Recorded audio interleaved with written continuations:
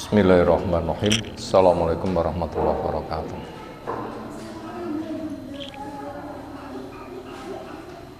Alhamdulillahirabbil alamin walladzi arsala rasulahu bil huda wa dinil haqqi liyudhhirahu 'ala dini kulli wa kafa billahi syahida wa asyhadu an la ilaha illallah wahdahu la syarikalah wa asyhadu anna Muhammadan abduhu wa rasuluh. Allahumma shalli ala Muhammad wa ala alihi wa ashabihi wa man tabi'ahum bi ihsanin ila yaumiddin. Ya ayyuhalladzina amanu taqullaha haqqa tuqatih wa la tamutunna illa wa antum muslimun wa ba'du. Wa inna asdaqal hadisi kitabullah wa khairal hadyi hadi Muhammadin sallallahu alaihi wasallam, syarrul umuri muhdatsatuha fa inna kulla muhdatsatin bid'ah wa kulla bid'atin dhalalah wa kulla dhalalatin finnar. Ayol ikhwan wa akhwat akramana subhanahu wa ta'ala. Alhamdulillah, syukur kita aturkan kepadanya, salawat salam semoga tercurah untuk Rasulnya Muhammad sallallahu alaihi wasallam. Kemudian kesempatan taklim kita kali ini dari kitab Kaifa Nurabbi Auladana wa ma huwa wajibul aba wal abna. Bagaimana kita mendidik anak-anak kita dan apa yang menjadi kewajiban orang tua dan apa yang menjadi kewajiban anak. Buku dari karya tulis Syekh Muhammad Ibn Jamil Zainu rahimahullahu ta'ala. Masuk di halaman yang ke-28, Muqaddimah, dan nomor pertama telah kita sampaikan di kesempatan kemarin tentang jihad dan asy-syaja'ah. Mendidik anak kita memiliki jiwa pemberani, pahlawan. Poin pertama yang telah kita sampaikan kemarin tentang perlunya dipahamkan secara luas dari arti jihad. Jangan sampai terbersit di benak anak-anak kita ketika mendengar kata jihad itu hanya satu macam apa? Ketika mendengar kata jihad jangan sampai berkesan hanya satu macam apa? Perang. Makanya harus dijelaskan makna jihad secara bahasa, secara istilah dan macam-macamnya, sehingga dijelaskan secara ilmiah. Jihad mana bahasa payah, mengerahkan potensi untuk sebuah tujuan sampai payah. Siapapun punya tujuan lalu menempuhnya kerja keras sampai payah, secara bahasa itu namanya jihad.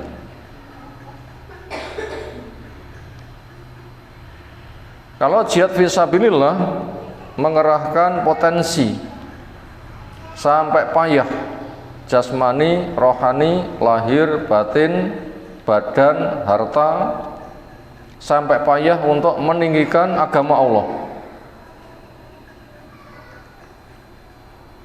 Anak harus paham, seperti pemahaman mereka 5 tambah 5 adalah 10. Sehingga apabila nanti ada pengusung syubhat, anak kita secara cerdas bisa menjaga diri, tidak terbawa. Karena kita siapkan anak bukan sebatas untuk ngurus pribadi, tetapi juga bisa berkiprah di masyarakat, bukan semata anggota, tetapi bisa menjadi pembimbing, bukan semata bergaya seorang tokoh, tapi tokoh yang sunnah, sehingga akan membawa pesan-pesan Islam dengan benar yang banyak orang mengaburkannya. Makanya butuh dipahamkan apa makna jihad secara bahasa maupun secara istilah. Demikian juga macam-macamnya. Makanya macam jihad itu sangat luas. Apa pertama kali yang kita kerahkan potensi sampai kesel? Jihad pertama kali, jihad apa? Mengenal manhaj, sehingga mengerahkan tenaga sampai kesel bagaimana anak-anak kita diharapkan mereka sebagai penghafal Quran. Imam Syafi'i belum balik sudah hafal Quran. Ini sudah masuk wilayah jihad yang luar biasa. Anak kesel, pak kesel, mboe kesel, gurune kesel, itu jihad yang paling utama. Imam Syafi'i langkah berikutnya letak jihadnya di dalam keilmuan dengan menguasai bahasa Arab. Pak kesel, mboe kesel, gurune kesel, untuk membimbing anak mahir berbahasa Arab. Jihad yang terbesar. Setelah itu jihad untuk membuat lembaga tarbiyah yang menampung kelas anak-anak, kelas dasar, kelas tingkatan, kelas lanjutan, dan kelas yang mampu menguasai kaidah-kaidah nanti siap untuk dakwah. Pak kesel, mboe kesel, pihak yayasan kesel, golek duit yo kesel. Itu jihad.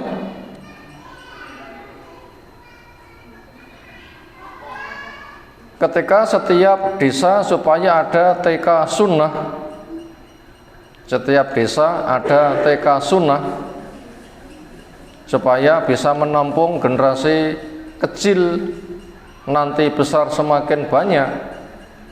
Diprogramkan setiap desa itu ada TK yang sunnah, maka untuk mendirikan itu juga lelah. Itu juga termasuk bagian dari jihad. Makanya ojo wedi kesel. Ojo wedi kesel, memang hidup untuk jihad, diniati wae jihad.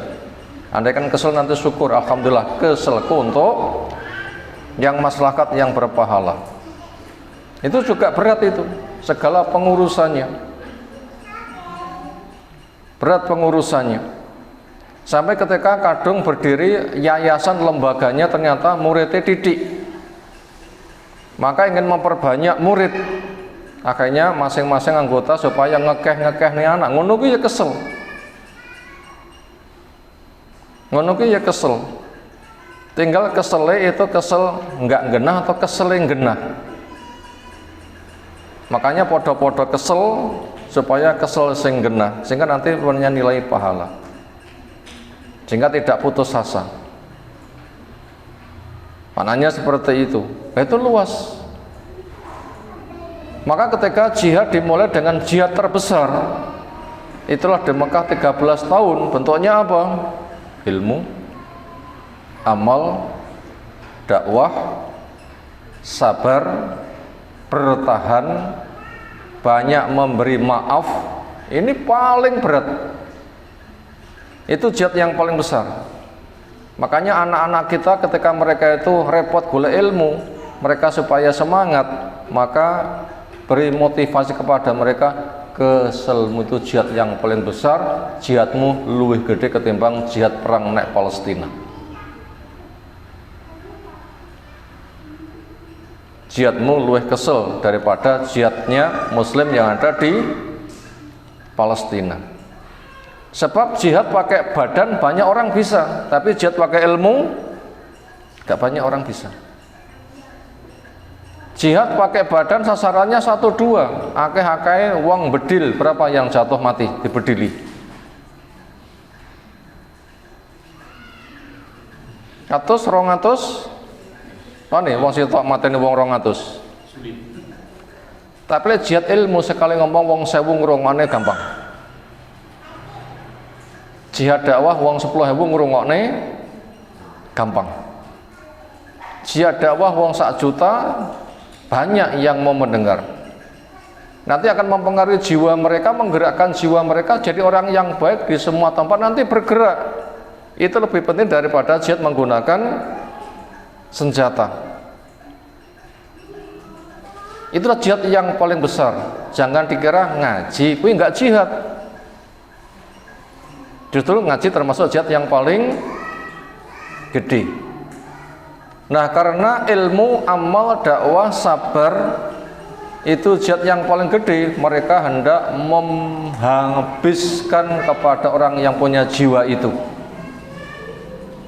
Orang Quraisy pengen membunuh Nabi, masalahnya Nabi kui orang yang membahayakan atau dakwah Nabi itu yang membahayakan. Bukan nabinya, nabinya bisa mati, tapi dakwahnya yang itu tidak mati. Nabi mati, ada yang mengganti. Nabi mati, masih ada yang mengganti. Siapa? Para khalifahnya. Dan itu Allah sendiri yang menjamin. Yang menjamin tegaknya agama ini Nabi atau Allah? Allah. Inna nahnu nazzalna dzikra wa inna lahu lahafidun. Kami yang nurunkan zikir, kami juga yang menjaga. Allah yang menjaga. Allah yang menjaga.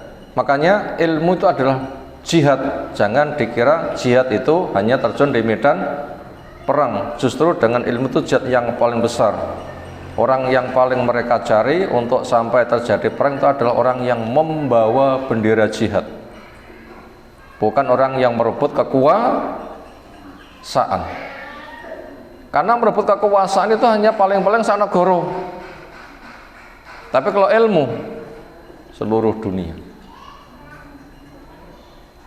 Jihad paling merebut kekuasaan, andai programnya itu paling sak negara. Tapi kalau ilmu, seluruh dunia. Apalagi nanti turunnya Al-Mahdi, itu umat kompak terbenai berapa lama? Paling hanya sehari. Gimana kok bisa membenai umat sehari? Di antaranya ada media pendukung. Apa? Gelombang radio. Bisa dibilang kabeh wong wis nyekel HP, kemudian kondisi mendesak, mencari profil siapa tokoh pembenah, ada gejala datangnya Imam Mahdi, tandanya semakin tampak, media akan diarahkan cari info. Orang dapat info, di-share. Dalam hitungan menit sudah menyebar ke seluruh dunia. Sambut cepat. Makanya dengan bahasa kayak begitu bisa terjadi pembenahan hanya sehari, menguasai dunia sehari. Itu lewat dakwah. Makanya jadikan dakwah itu jihad yang paling besar. Jangan dakwah nggak golek duit, tapi jadikan dakwah untuk meraih jihad yang paling besar. Karena orang akan mendapatkan kedudukan tinggi bukan duit, tapi orang punya kedudukan tinggi karena jihad. Dalilnya walladzina jahadu fina lanahdiyannahum subulana. Siapa yang jahada yujahidu, bukan satu jihad tetapi mujahadah itu banyak. Jahadah itu mufa'alah, saling. Bila dua pihak itu saling, bila satu pihak takkid. Saling pukul itu dua orang. Cuma seorang kok menggunakan saling punya makna penguat. Punya makna penguat. Mujahadah itu ikut wazan fa'ala waladina jahadu.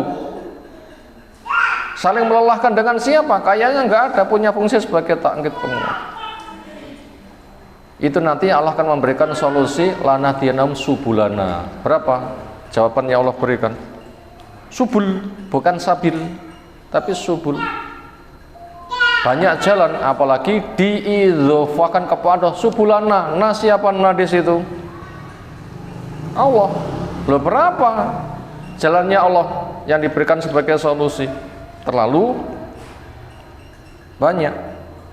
Ke sana kita arahkan.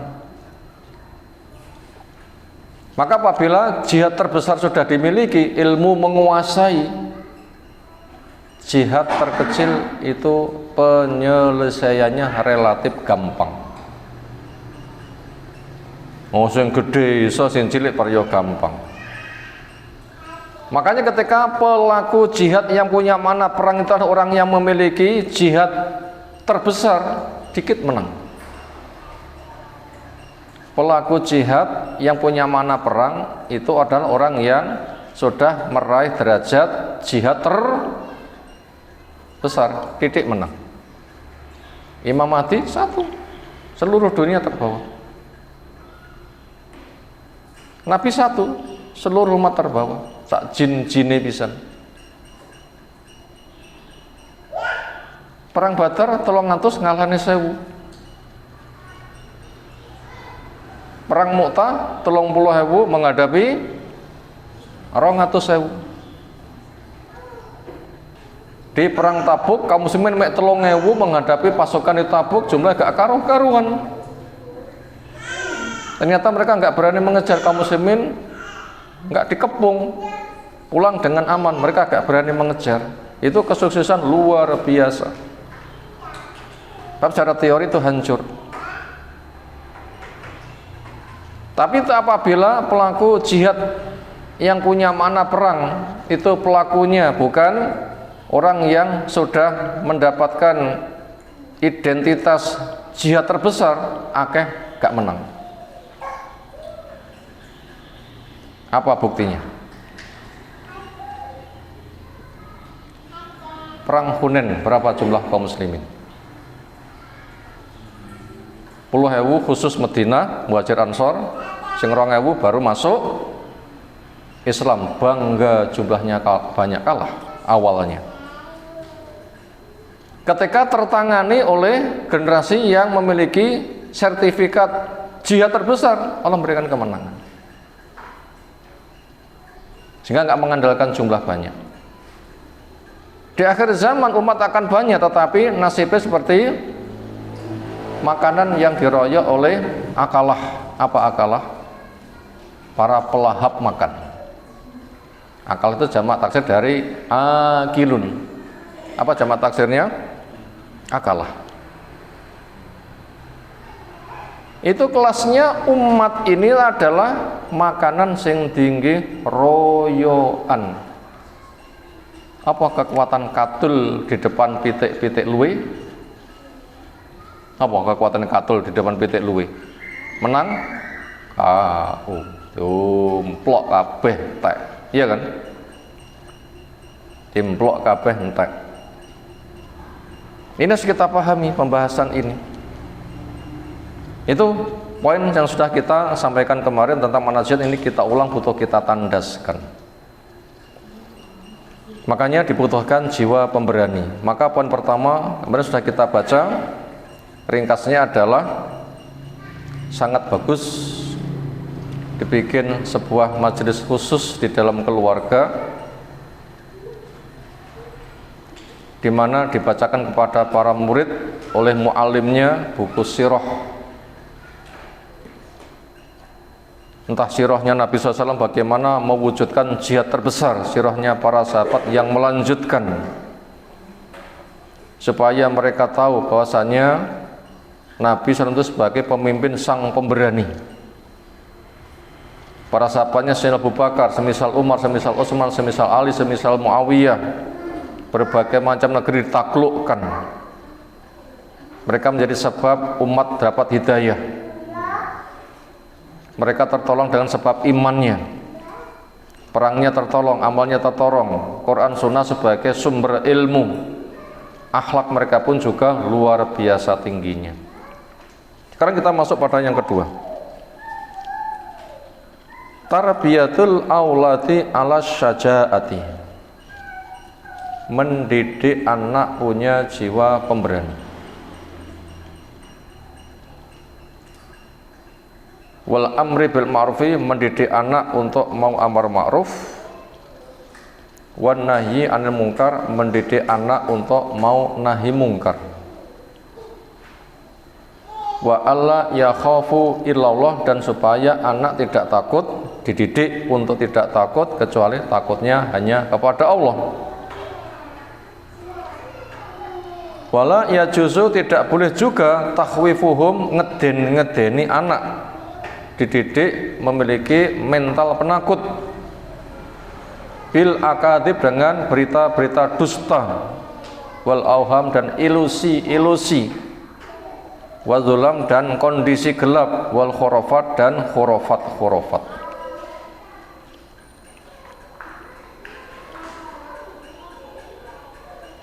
Pertama, dididik anak memiliki jiwa pemberani.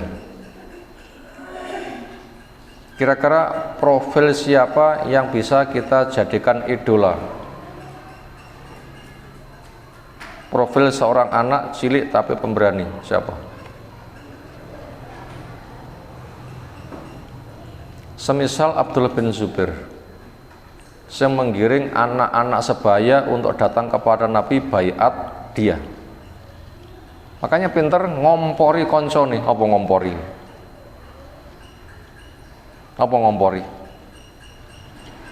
Pinter ngompori koncone. Ngompori memprovokasi. Berarti pinter cerita bagaimana Islam, bagaimana kemestian. Sehingga banyak anak-anak digiring lewat tangan bocah cilik. Kalau dia bisa, kenapa kita tidak bisa? Nanti anak dididik, bisa membawa kepada yang lain.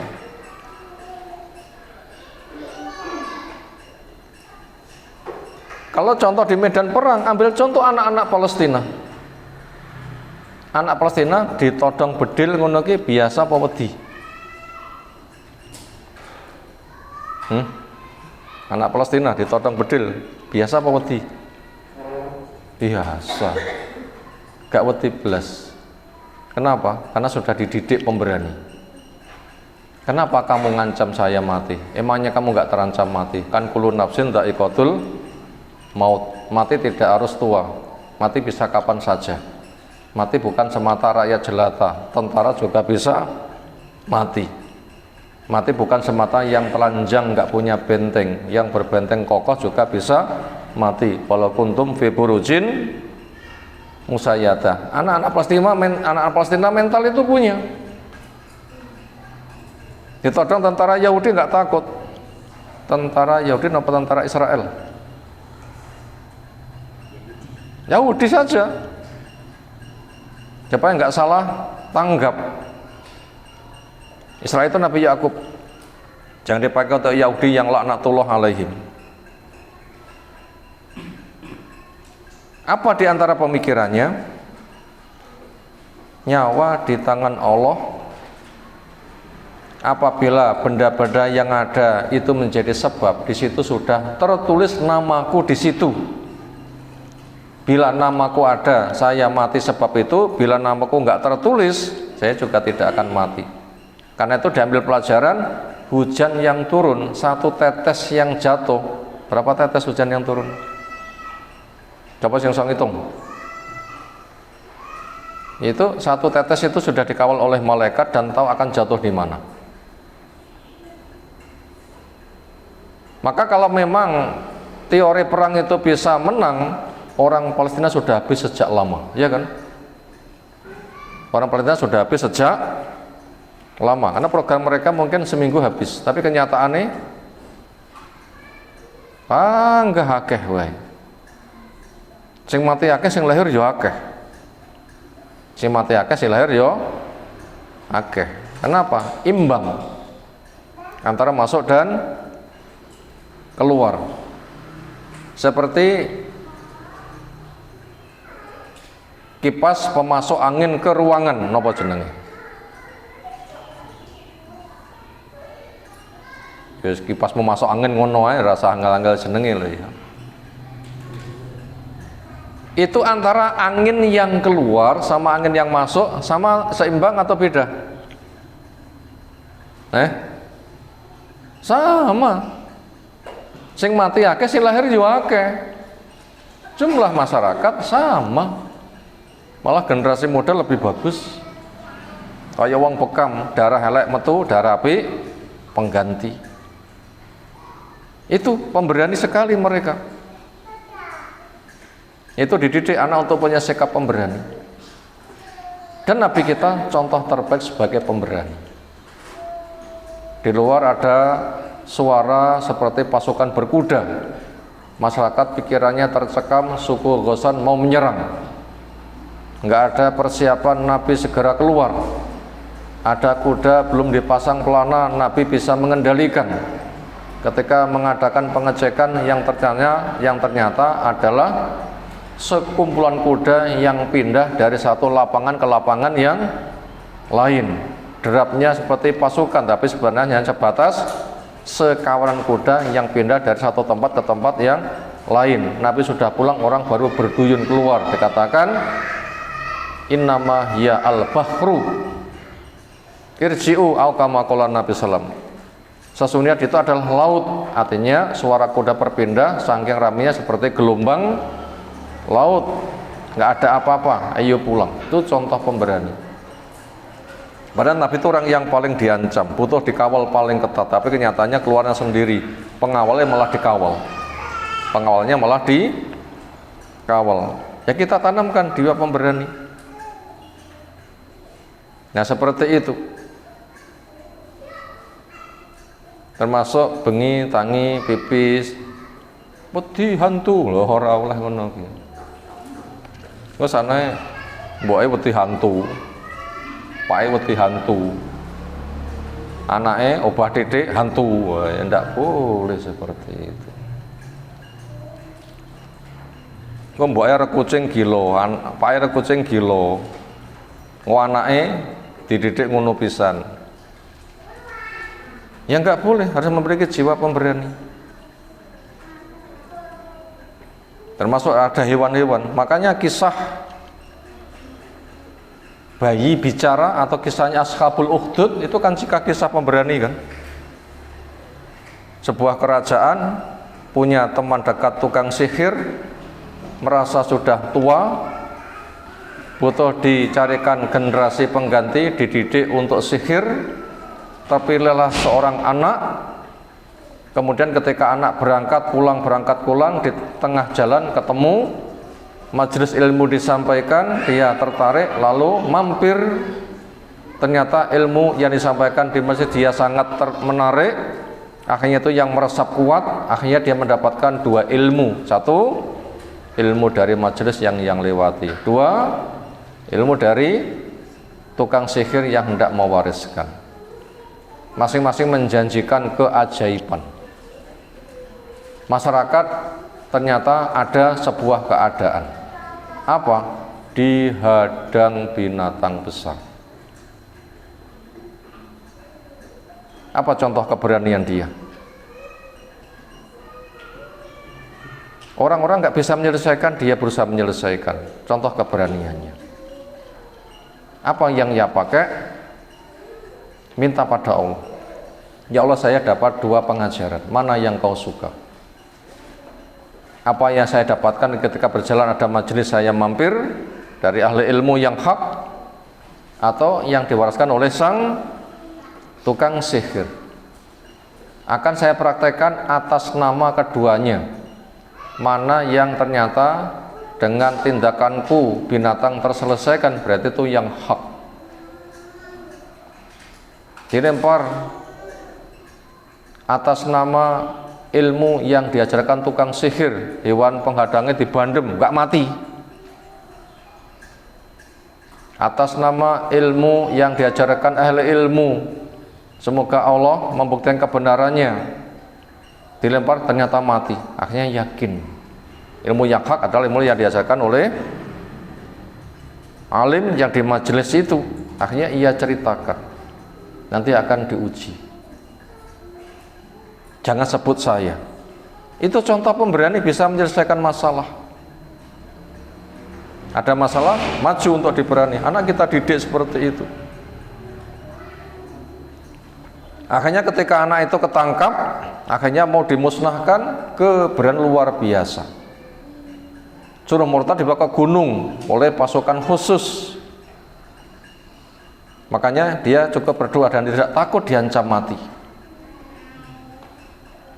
Ya Allah, kuserahkan kepadamu nasib mereka. Ternyata gunungnya gempa, orangnya rontok kabeh, dia pulang dengan selamat.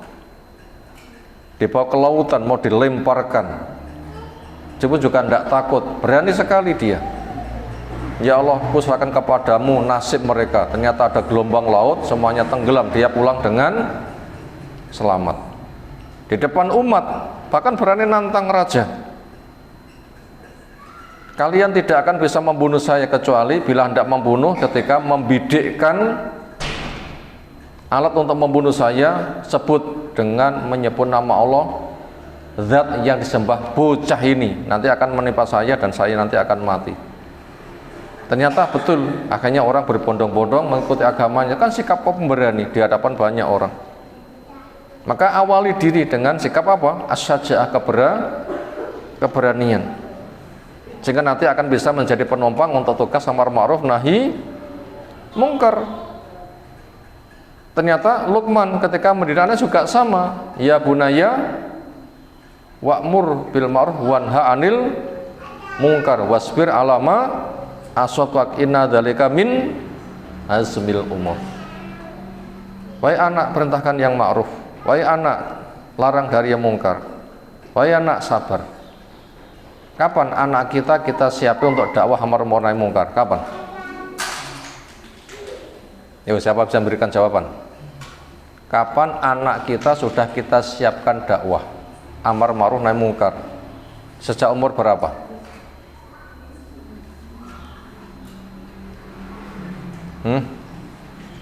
Sejak umur anak iso dolanan karo koncone.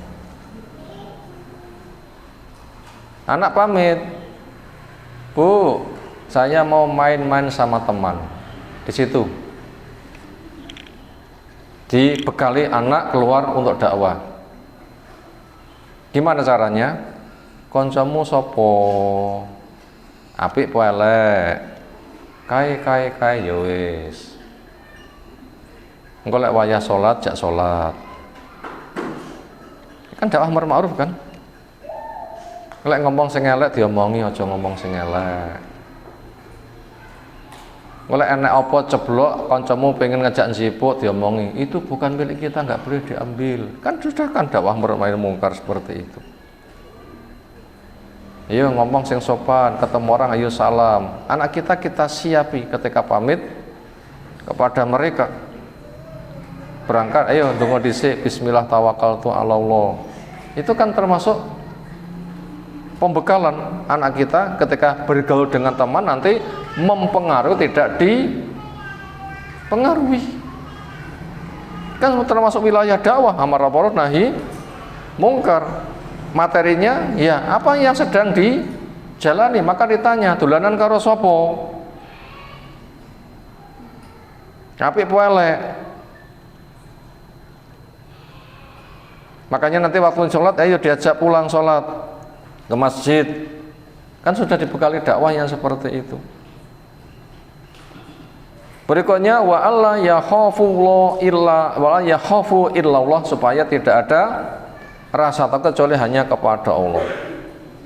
Lek didendene kancamu engko ngene-ngene ya jangan takut, justru nasihati kancamu, anak kita bekali. Nah seperti itu. Karena itu potensinya besar. Maka termasuk itu pendidikan anak kita bekali ketika mereka tidak bergaul. Makanya orang tua itu harus memiliki sikap tegas dulu. Makanya ambil profil tokoh pemberani laki maupun perempuan. Kalau tokoh perempuan sang pemberani siapa? Siapa? Tokoh perempuan pemberani siapa? Sofiyah siapa? Bibi Nabi SAW. Siapa salah satu anaknya? Zubair. Apa itu ceritanya? Ketika kaum muslimin dikepung di perang Khandaq tahun berapa? Tahun perang Khandaq tahun tahunnya lali. Tahun 3 itu perang Uhud. Uhud kedua, keempat gak situ. Kelima baru Khandaq. Keenam baru Hudaybiyah. Ketujuh Umrah Qadha. Kedelapan penaklukan kota Mekah. 8 agak akhir Tabuk. 9 Mu'tah. Termasuk hajinya Abu Bakar untuk membersihkan berhala-berhala. 10 Haji Wada. 11 meninggalnya Nabi. Nah, supaya tahun-tahun diketahui. Makanya itu belajar sirah. Belajar apa? Sirah. Nah, gurune sirah gak kagungan. Jadi download ngono ya gampang loh ya. Orang tuh duit yang downloadnya gampang. Untuk pulsa sama sok download ora iso. Karena nek pulsa ya download wifi ne nek balik desa ngono apa ya. Murah gratis ya. Sak jam maca sirah nunut nek wifi ne balik desa lapor karo perangkate kanthi dhuwit nunut wifi ne maca sirah. Kira-kira malah disangoni pisan kira-kira. Ya wis harus jagone kantor desane sangoni pisan. Kan banyak kan sudah fasilitas gratis seperti itu. Punya sang ini sehingga nanti bisa cerita dan tidak usah mengandalkan orang lain. Kenapa? Anakmu hasil cintamu ya jadi hasil didikanmu. Anakmu hasil cintamu juga hasil didikanmu. Ketika dikepung pada perang Khandaq, para perempuan ditempatkan di bentengnya Hasan bin Sabit kalau tidak salah. Nggak ada penjaga laki-lakinya. Andaikan ada pemilik benteng, ya dia pun juga bukan pemberani. Lalu Yahudi naik, dikatakan itu laki-laki, bunuh dia. Gak berani pemilik benteng. Sofiyah sing maju, tok sirat tuwek ngono ya. Tegel. Makanya lek nang omah nek ulo mlebu ya latihan mateni ulo ngono lho ya. Ben roh getih gak wedi. Kaya mbelah pitik rasa, Mas pitik belen aku roh getih wedi lho mboke ngono ya gak mendidik anake. Ya perlu mbelah pitik ya anak wedok diceluk, "Nduk rene ayo mbelah pitik latihan delok getih." Berani. Enggak bergantung. Andaikan ada kebakaran, aja bongkok-bongkok, kebakaran. Ya piye, amrih tandang bisa memadamkan api. Mungkin gas-gasnya ngowos, ya. Senada dengan itu, dicelek nih lampu langsung wuk. Bagaimana memadamkan? Berani. Rasa repot bongkok-bongkok, tandangi dewi. Keren mah. Itu namanya mendidik berani. Makanya Sofiyah berani. Ketika pukul mati, pemilik benteng dikatakan, andaikan bukan laki-laki tak gua dhewe, ana laki-laki kena tolong gua. Oh yo rawan nih karek gua tok ae. Hanya ia cari kayu didorong-dorong akhirnya ceblok. Buwok koncone-koncone loh, bakno nek dhuwur nek penjagane buktine teman kita sing naik ternyata mati. Gak berani mendekat mereka. Dididik untuk menjadi pemberani, tidak takut kecuali hanya kepada siapa? Kepada Allah. Bacalah sejarah nanti akan kaya cerita seperti itu. Makanya gurunya aja repot nyekel HP, panggah ndelok napa? Bal-balan. Iya. HP ya HP, tapi sejarah dari satu buku ke buku habiskan. Kenapa? Kutu buku dengan cara buku yang murah. Aja nyekel HP dingin delok napa? bal-balan, kucing bedil-bedilan. Oh iya, kono. Medianya kan dimudahkan. Demikian juga anak kita tidak boleh untuk ditakut-takuti dengan berita-berita bohong. Apa contoh berita-berita bohong? Apalagi mengatasnamakan gaib, pada itu tidak ada dalil. Ya, semisal malam Jumat hari kubur buka lawang, jaluk kiriman ayat suci Al-Quran. Itu kan ngeden-ngeden dengan berita bohong. Daerah dikirimin nanti nangis atau ngamuk-ngamuk,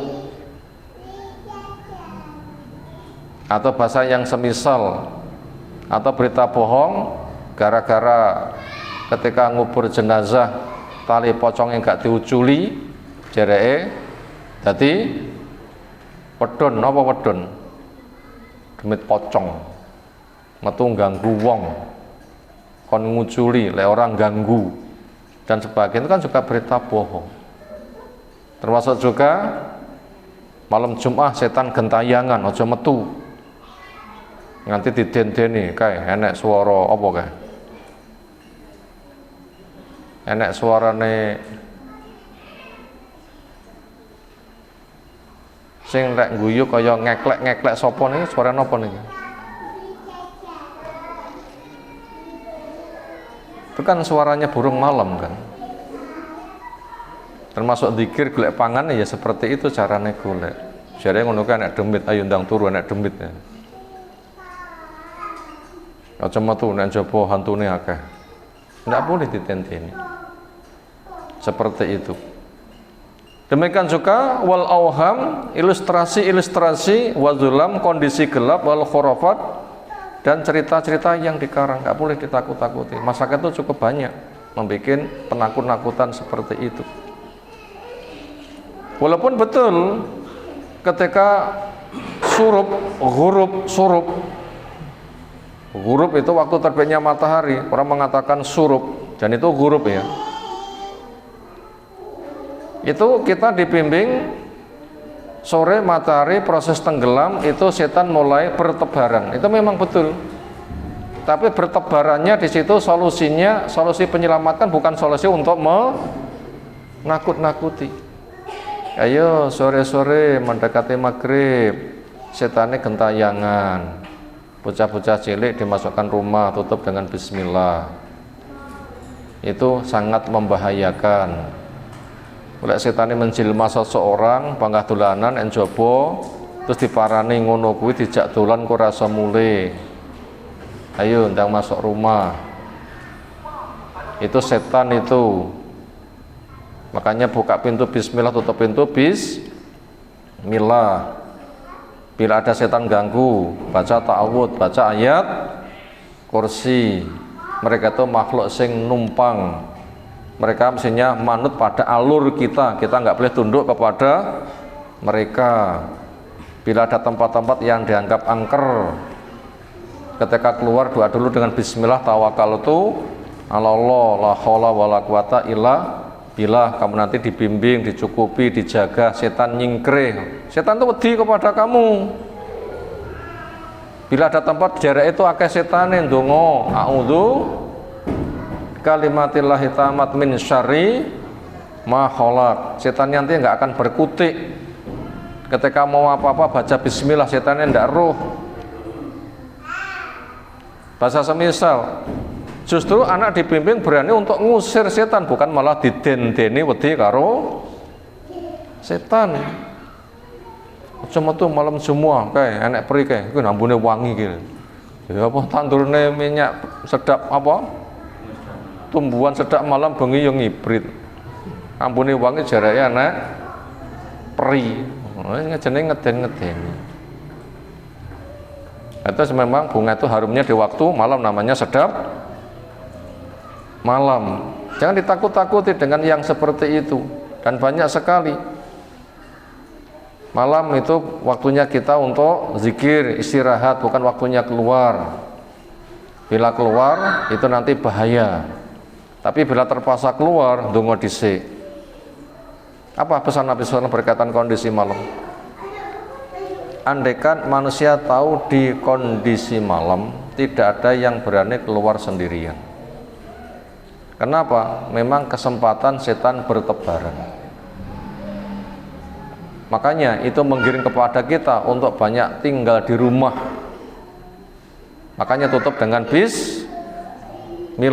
Memang waktunya malam untuk istirahat, bukan untuk keluyuran. Tapi bila terpaksa keluar boleh. Kasus terpaksa keluar. Nabi keluar malam apa contohnya? Selain safar, namanya duljah. Apa kepentingan Nabi pernah keluar malam? Satu, ngecek ketika ada derap kuda yang pindah dari satu tempat ke tempat yang lain, itu terpaksa keluar ngecek. Dua, ziarah kubur, puasa ngetutnya komburi. Yang nomor tiga, untuk kepentingan Zubair menjaga, karena Nabi terasa gelisah, terbersit di sebuah dirasa di benaknya, sopo malam ini yang mau menjaga saya. Ternyata di luar Allah sudah siapkan pengawal. Pedang dilepas dari rangkanya. Sereng. Siapa itu? Zubair. Kenapa? Menjagamu. Kesempatan yang lain, malam terasa gelisah, ada suara pedang dilepas, siap mengawal. Siapa itu? Zubair. Kenapa? Ngawalan Nabi. Maknanya begitu, bukan itu lafaz ceritanya. Pada malam berikutnya juga sama. Siapa itu? Zubair. Apa kata Nabi? Setiap Nabi punya khawari. Apa khawari? Pengikut setia, pengawal. Dan khawariku adalah Zubair. Itu contoh malam keluar ada kepentingan. Bila tidak, banyak tinggal di rumah.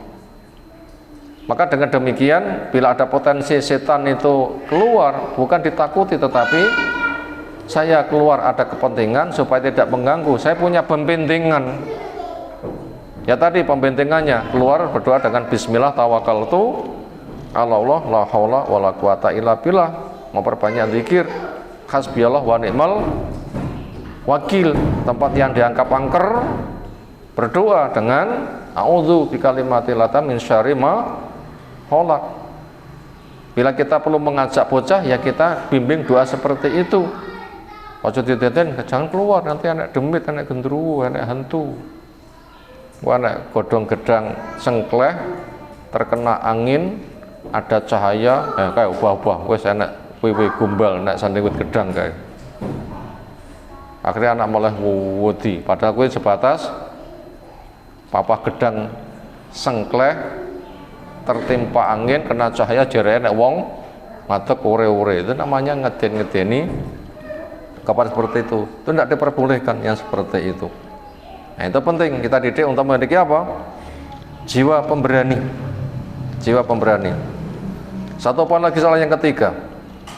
Wa an nughrisa, kita tanamkan fil auladi, di dalam benak anak, hubbal intiqam, cinta, semangat untuk memberikan hukuman minal Yahudi adzalimin, Yahudi yang zalim. Berarti ditanamkan kepada anak kezaliman Yahudi dari masa ke masa.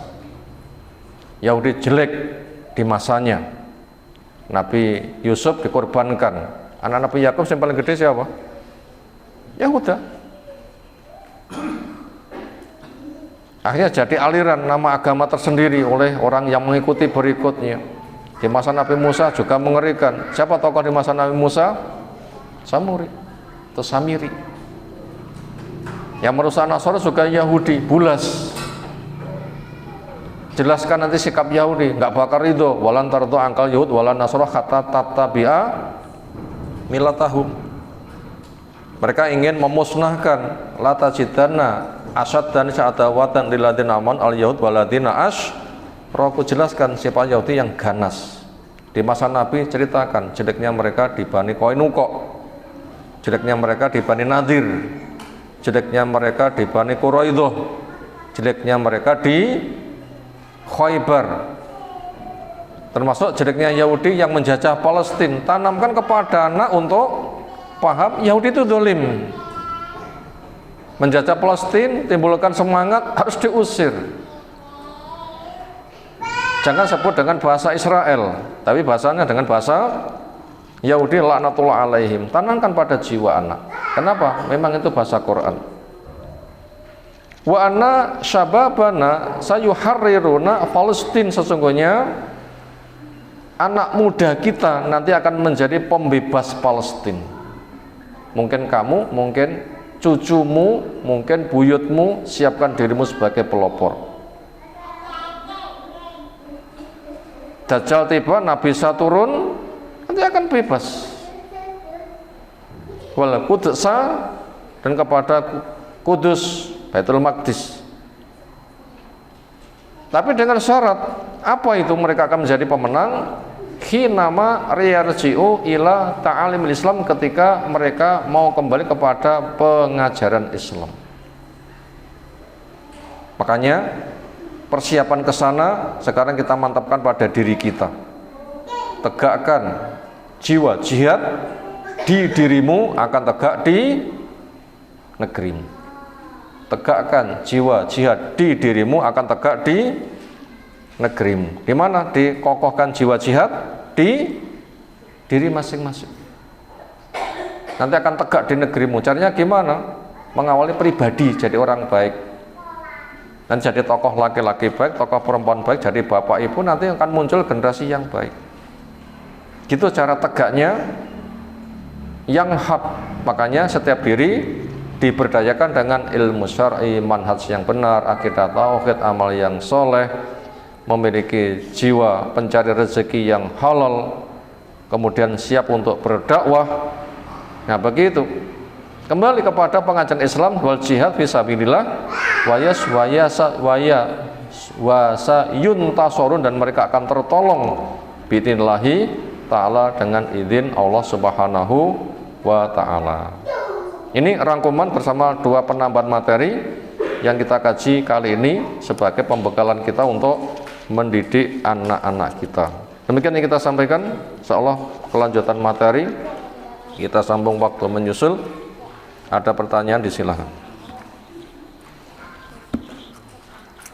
Sekira cukup, istirahat.